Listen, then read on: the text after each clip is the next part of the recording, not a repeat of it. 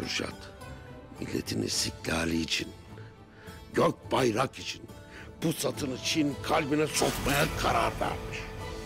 Ve kendisine topu topu 40 yiğit seçmiş evlatlarım. Her biri aslan parçası, her biri inanmışlar ordusu.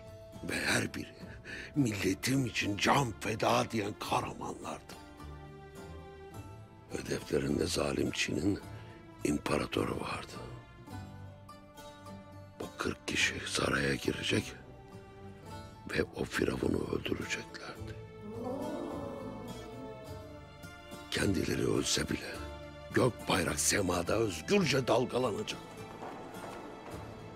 Ve bu 40 kişi bir gece ansızın ve sessizce yola çıktı. Ve binlerce muhafızın koruduğu Çin sarayını yıldırım gibi çarptılar.